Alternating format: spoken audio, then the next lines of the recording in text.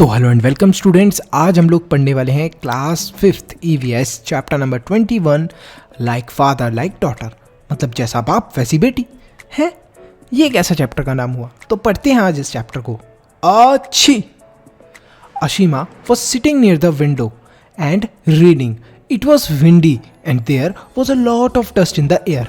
Suddenly Ashima sneezed loudly. अच्छी। तो क्या होता है, अशीमा खिड़की के पास में बैठी हुई थी और वहां पर कुछ पढ़ रही थी। अचानक से हवा आती है और उस हवा के साथ बहुत सारी डस्ट मतलब कि मिट्टी होती है उस हवा के अंदर, जिसकी वजह से अशीमा को जोर की छींक आती है और वो करती है अच्छी। Ashima's parents were sorting out vegetables in the kitchen. Her mother said she sneezed just like you do. If you were not here, I would have thought it was your sneeze. तो अशीमा के जो parents थे वो क्या कर रहे थे, sort कर रहे थे, वेजिटेबल्स को अलग अलग रख रहे थे किचन के अंदर। तभी अशीमा की जो मदर होती हैं वो अशीमा के पापा से बोलती हैं कि जो अशीमा है वो तुम्हारी तरह ही स्नीज करती है, और अगर तुम यहाँ पर मेरे साथ वेजिटेबल्स को अलग नहीं कर रहे होते तो मुझे यही लगता कि अशीमा के पापा तुमने ही स्नीज करा है, मतलब तुमने ही छींक मारी है। तो यहाँ पर हमें एक टेबल दिया गया है, तो इस टेबल को हमें पढ़ना है और क्या करना है, इन दोनों क्वेश्चंस के आंसर देने हैं। तो फटाफट इन क्वेश्चंस के आंसर करो बेटा। Is whose aunt? Neelima had gone to the house of her nani. Neelima एक दिन अपनी नानी के घर पर जाती है। नानी कौन होती है? हमारी मम्मी की भी मम्मी। और ये नीलिमा कब जाती है अपनी नानी के घर पे? जब स्कूल की छुट्टियां पड़ी होती हैं। तभी उसको अचानक से कोई आते हुए दिखता है। वो अपनी माँ के पास जाती है भागकर और बोलती है अम्मा। अपनी माँ को क्या बोलती थी वो? अम्मा। अम्मा मौसी, मतलब कि जो मदर की सिस्टर होती है उसे तो हम लोग मौसी बोलते हैं। तो वो बोलती है कि अम्मा, mausi has come to meet you. आपसे मौसी मिलने के लिए आई हैं। तभी जो नीलिमा की माँ है वो बाहर जाती हैं और देखते हैं कि आखिर कौन आया था उनसे मिलने के लिए। तो वो जैसे ही उस पर्सन को देखती हैं जो उनसे मिलने के लिए आई थी, तो वो नीलिमा को बताती हैं कि नहीं नीलिमा, ये तुम्हारी मौसी नहीं है, शी इज़ योर सिस्टर किरण, ये तुम्हारी सिस्टर है किरण। यू नो योर एल्डेस्ट नानी, क्या तुम अपनी सबसे एल्डेस्ट नानी मतलब जो सबसे बूढ़ी नानी है उन्हें जानती हो? तो ऐसा वो बोलती हैं उसकी मदर। और किरण जो है वो किसकी डॉटर है? उनकी एल्डेस्ट नानी की। You know your eldest nani, Kiran is the daughter of her elder son. तो जो उनका एल्डर सन है उनकी वो डॉटर है किरण, मतलब जो एल्डेस्ट नानी है उनका जो बेटा है उसकी जो डॉटर है वो है किरण। ये जो थी पर्सन जिसको क्या बोल रही थी नीलिमा, अपनी मौसी समझ रही थी। तो ये होती कौन है? ये होती है कजन सिस्टर। किसकी कजन सिस्टर होती है? नीलिमा की। ये जो छोटी सी नीलिमा है इसकी इतनी बड़ी कजन सिस्टर है, ठीक है। Kiran is your cousin sister, in fact you are her cute son Sameer's mausi. तो यहाँ पर जो इसका बेटा है समीर, छोटा सा किरण का, ये किरण का जो छोटा सा बेटा है ये क्या बुलाएगा नीलिमा को? अपनी मौसी ही तो बुलाएगा नीलिमा को, क्योंकि ये दोनों अगर सिस्टर हुई तो ये क्या बुलाएगा? छोटा सा बेबी इनको मौसी बुलाएगा। तो यहाँ पर हमें कुछ थोड़ा सा कंफ्यूजिंग बताया गया है, थोड़ा सा बच्चों को कंफ्यूजिंग चीज़ें बताई गई हैं। आप आई होप समझ गए होंगे कि क्या हुआ है। यहाँ पर नीलिमा है, नीलिमा स्कूल हॉलीडेज़ के अंदर अपनी नानी के घर पर जाती है। वहाँ पर वो देखती है एक औरत को उनके घर की तरफ आते हुए। तो वो भागकर अपनी मम्मी को बताती है, मम्मी जरा देखो ये औरत कौन है। तब जब उसकी मम्मी उस औरत को देखती हैं तो उसकी मम्मी बोलती हैं कि ये तुम्हारी मौसी नहीं है, ये कौन है? ये तुम्हारी जो सबसे एल्डेस्ट नानी है उनका जो बेटा था उनकी डॉटर है, और इसका नाम है नीलिमा। और नीलिमा तुम्हारी क्या लगती है? Cousin sister. इसी के साथ साथ जो इनके हाथ में बेबी है ये कौन लगेगा तुम्हारा बेटा? ये तुम्हें क्या बोलेगा? मौसी बोलेगा। ये जो छोटा सा बेबी आपको इनके हाथ में दिख रहा है, he will call Nilima his mausi. तो आगे चलते हैं हम लोग। How are they all related? तो हमें समझ में आएगा कि आखिर एक दूसरे से ये लोग रिलेटेड कैसे हैं। You look exactly like your dadi's cousin sister second daughter. तो यहाँ पर हमें कभी कभी ये बात सुनने को मिलती है कि बेटा आप तो अपनी दादी से मिलते जुलते हो, आप तो अपनी परदादी से मिलते जुलते हो। तो ये सब बातें कहाँ से आती हैं और ऐसा क्यों होता है कि हम लोग एक दूसरे से रिलेटेड होते हैं? पढ़ते हैं हम लोग। Neelima started playing with Sameer. Her mother called Kiran and said, see my नीलिमा's hair is a lot like you, thick, curly and black.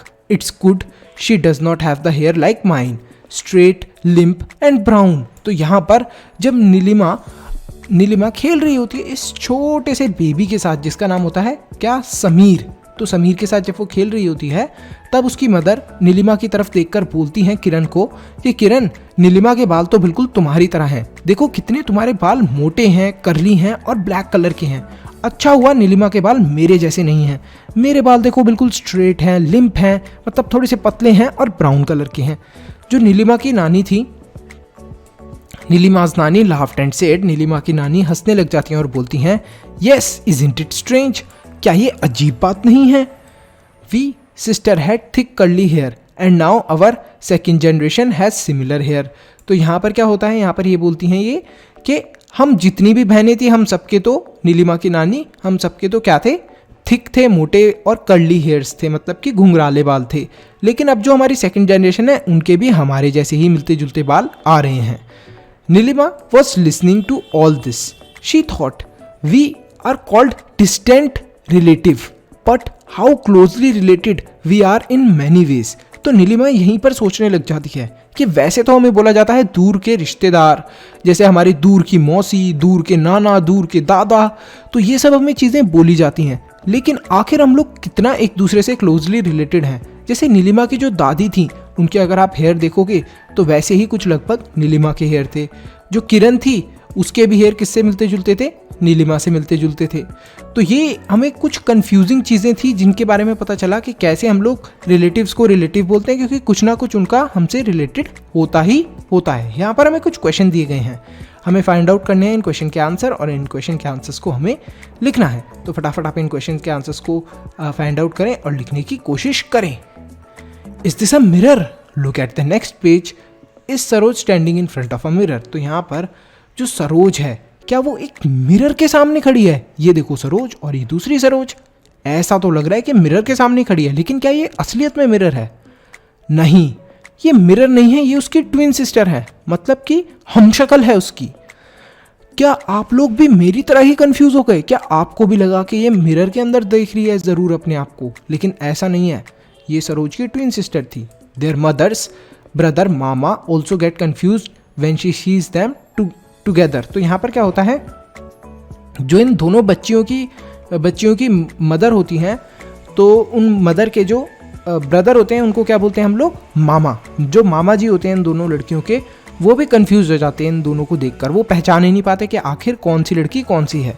Eight times Saroj get scolded for mischief done by Suvasini. तो यहाँ पर क्या होता है, कभी कभी जो सरोज है, इनमें से एक जो गर्ल है वो सरोज है और एक है सुवासिनी। तो कभी कभी क्या होता है, जब शैतानी करती है सरोज के ऊपर क्या हो जाता है, सरोज के ऊपर डांट पड़ जाती है। किसकी शरारतों की वजह से? सुवासिनी की शरारतों की वजह से। और कभी कभी क्या होता है कि जब सुवासिनी क्या करती है, शैतानियाँ करती हैं, तो किसके ऊपर डांट पड़ जाती है? सरोज के ऊपर डांट पड़ जाती है, क्योंकि दोनों की शक्ल एक जैसी है तो पहचान ही नहीं पाते उसके मामा। समटाइम्स सुवासिनी tricks her mama and says सुवासिनी हैज़ गॉन आउट। कभी कभी सुवासिनी ऐसा भी करती है, अपने मामा के पास जाती है और बोलती है, मामा मामा सुवासिनी तो कहीं गई है, और उसके मामा असलियत में ट्रिक भी हो जाते हैं। But now mama has learned a trick. तो अब मामा ने भी ट्रिक सीख ली है। He says sing a song in Marathi, why this funny trick, read about them and you will understand. तो यहाँ पर क्या होता है, उसके मामा ने एक ट्रिक सीखी है बहुत ही यूनिक। उसके मामा ने ये ट्रिक सीखी है कि वो बोलते हैं कि एक गाना गाओ मराठी लैंग्वेज के अंदर। है ये कैसी ट्रिक हुई? तो अब हमें पता चलेगा कि आखिर ये ट्रिक क्या थी। तो फटाफट देखते हैं, मैं बहुत एक्साइटेड हूँ इस ट्रिक को जानने के लिए। The sisters were 2 weeks old when Saroj father brother's wife चाची adopted her and took her to Pune. Everyone in Chachi's house is very fond of music. Morning begins with music in the house. Saroj knows many songs in both language Tamil and Marathi. तो यहाँ पर क्या होता है, जो सरोज के जो father की जो ब्रदर की वाइफ होती है, चाची जो होती है सरोज की, बेसिकली वो अडॉप्ट कर लेती हैं उसे, ठीक है। और अडॉप्ट करने के बाद उसे कहाँ पर ले जाती हैं? अडॉप्ट करना मतलब कि उसे गोद ले लेती हैं और उसे कहाँ पर ले जाती हैं? पुणे के अंदर। चाची के घर के अंदर सब लोगों को म्यूज़िक बहुत पसंद था, सुबह सुबह रोज़ म्यूज़िक बजा करता था घर के अंदर। इसी वजह से जो सरोज थी वो बहुत सारे सॉन्ग्स जानती थी, जैसे तमिल लैंग्वेज के सॉन्ग हो गए, मराठी लैंग्वेज के सॉन्ग हो गए ना, बहुत अच्छे से जानती थी। At home everyone speaks Tamil and at school most children speaks in Marathi. तो क्या होता था कि घर पर तो ज़्यादातर लोग तमिल में ही बात करते थे और स्कूल के अंदर ज़्यादातर जो बच्चे थे वो किसके अंदर बात करते थे? मराठी के अंदर। सुवासिनी stays with her father in Chennai. Her father is a karate coach. Since she was 3, Suhasini started doing karate with other children. On holidays, both father and daughter start practicing in the morning. तो सरोज क्या थी? सरोज कहाँ पर रहती थी? सरोज पुणे के अंदर रहती थी और जो उसकी सिस्टर सुवासिनी थी वो कहाँ पर रहती थी? अपने ओरिजिनल फादर के साथ। कहाँ पर? चेन्नई के अंदर। जो उसके फादर थे वो एक कराटे कोच थे और जब से वो 3 साल की थी तब से सुहासिनी को वो कराटे सिखाया करते थे और बच्चों के साथ। छुट्टियों के समय दोनों फादर, मतलब उसके जो फादर थे सुहासिनी के, और डॉटर मतलब कि सुहासिनी, दोनों प्रैक्टिस करते थे सुबह सुबह मॉर्निंग के अंदर कराटे की। जो सरोज थी और सुहासिनी थी दोनों एक जैसी लगती थी पर दोनों बहुत डिफरेंट थी। अब आपको पता चला होगा कि मामा ने आखिर ऐसा क्यों बोला था कि बेटा मराठी के अंदर गाना गाकर सुनाओ। तो अब आपको पता चल गया होगा कि सरोज जो थी वो अडॉप्टेड थी, मतलब उसे गोद ले लिया था उसकी चाची ने, और चाची कहाँ पर रहती थी? पुणे के अंदर। चाची के घर पर बहुत सारे गाने बजते थे और वो जो गाने होते थे वो तमिल और मराठी के होते थे। तो इस वजह से जो सरोज थी उसे क्या होगा, वो 2 मिनट में कोई भी मराठी सॉन्ग सुना देगी या फिर तमिल का सॉन्ग सुना देगी। लेकिन यहीं पर जो सुहासिनी थी वो अपने पापा के साथ चेन्नई में ही रहा करती थी। यहाँ पर उसके पापा कराटे कोच थे और जब वो 3 साल की थी तब सुहासिनी ने कराटे करना स्टार्ट कर दिया था छोटे और बच्चों के साथ, और छुट्टियों के समय वो अपने पापा के साथ ही कराटे करा करती थी, प्रैक्टिस करा करती थी। तो इस तरीके से उसके मामा डिफ्रेंशिएट कर पाते थे। तो यहाँ पर हमें कुछ डिस्कस के क्वेश्चन दिए गए हैं। Saroj and Suhasini look a lot like each other yet are different. For example, Saroj knows 2 languages. If Suhasini's family also talked in 2 languages, she could also learn both. We learn many things like language, music, love for reading or knitting when we get a chance and an environment to do so. तो यहाँ पर क्या होता है, जो सरोज और सुहासिनी थी वो लगती तो एक जैसी थी, ये देखो दोनों की शक्ल सेम लग रही है, लेकिन एक को तो आप जानते हो कि क्या आती थी, मराठी बोलना आती थी और यहाँ तक कि तमिल भी बोलना आती थी। लेकिन एक लड़की को क्या, एक लड़की को कराटे खेलना बहुत अच्छे आते थे और उसको मतलब मराठी लैंग्वेज नहीं आती थी। तो यहाँ पर हमें पता चलता है कि लगती तो ये दोनों सेम थी, लेकिन सरोज को 2 लैंग्वेज आती थी। सुहासिनी की अगर फैमिली, सुहासिनी की भी फैमिली अगर 2 लैंग्वेज के अंदर बात करती, सरोज की फैमिली कितनी लैंग्वेजेस के अंदर बात करती थी? तमिल और मराठी के अंदर। लेकिन सुहासिनी की फैमिली सिर्फ एक ही लैंग्वेज के अंदर बात करती थी। तो यहाँ पर ये बताया गया कि अगर सुहासिनी की फैमिली भी 2 लैंग्वेज के अंदर बात करती तो शायद वो भी सीख जाती दोनों भाषाएं बोलना। तो हमें इस चीज़ से ये पता चलता है कि हम बहुत सारी चीज़ें जैसे लैंग्वेज, म्यूज़िक, रीडिंग के लिए प्यार, निटिंग मतलब कि बुनना, when we get a chance, जब हमें कोई चांस मिलता है तब हम, और हमें इन्वायरमेंट मिलता है तब हम इनको ट्राई कर सकते हैं और तभी हम लोग इन्हें बोल पाते हैं। तो यहाँ पर हमें this is for the family, हमें फैमिली के लिए दिया गया है। Do this interesting survey in your class, right how many children can do this. तो यहाँ पर कितने बच्चे क्या क्या कर सकते हैं ये हमें देखने को बोला गया है। But not this from parents, तो यहाँ पर हमें क्या चीज़ नहीं मिलती पेरेंट्स से। Sati was only a few months old when one of her leg was affected by polio, but she never let this come in way of her work and her life. Walking long distance and climbing many stairs has been a part of her work. Now Sati is married. Some people tell her not to have any children.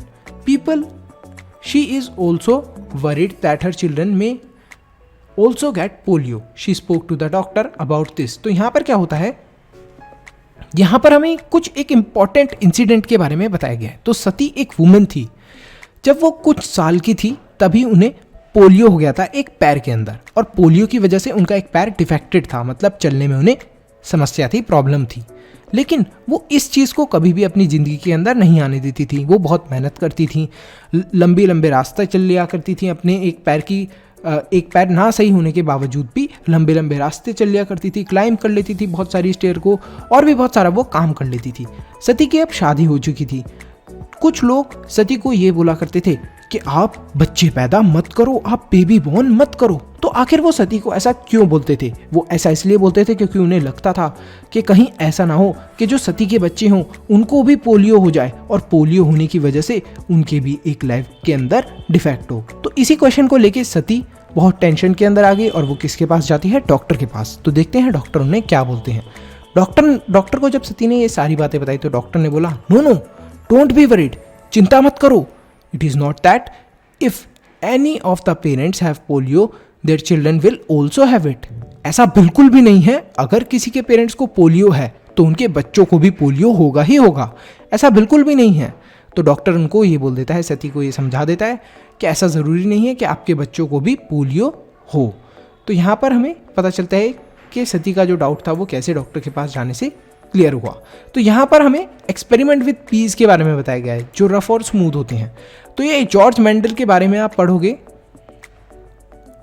थोड़ी सी बड़ी classes के अंदर, जिसके अंदर हमने पूरा P का experiment पढ़ा है, बल्कि 10th क्लास के अंदर आप डिटेल के अंदर पढ़ोगे। ये पूरा कंसेप्ट आपको समझ में आएगा कि कैसे हमें पता चलता है हेरिडिटी और इवोल्यूशन के बारे में। बहुत बड़ा सा वर्ड है ये, आपको अभी नहीं समझना, अभी जस्ट सिंपल चीज़ें हैं उन्हें ही समझो।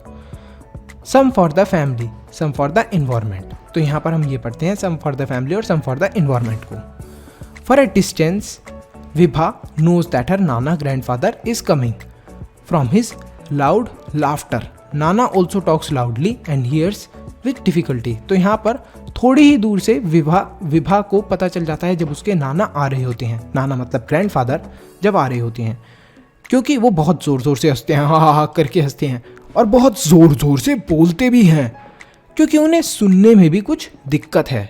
Are there people in your house who talk loudly? Is it their habit और they can not also hear very well? तो क्या आपके घर में भी कुछ ऐसे लोग हैं जो बहुत तेज तेज से बात करते हैं? हाँ, मेरे घर में तो बहुत सारे लोग हैं। और क्या ये उनकी एक हैबिट है या फिर वो अच्छे से चीज़ों को सुन नहीं पाते? तो ये भी आपको पता लगाना है। Are there times when you do not talk loudly in front of some people? When, with whom, why, when can you speak loudly? तो यहाँ पर क्या होता है कि आपसे ये पूछा गया है कि किस किस के सामने आप लाउडली बोल सकते हो, घर पे ज़ोर से बोल सकते हो। तो हम लोग जनरली जब पापा मम्मी नहीं होते तब अपने भाई बहन से ज़ोर से बोल सकते हैं। कब बोल सकते हैं? जब पापा मम्मी नहीं होते। किसके साथ बोल सकते हैं? अपने भाई बहन के साथ। और क्यों बोल सकते हैं हम लोग इस समय लाउडली? क्योंकि पापा मम्मी नहीं हैं। और हम लोगों को कब नहीं बोलना चाहिए किसी के सामने लाउडली?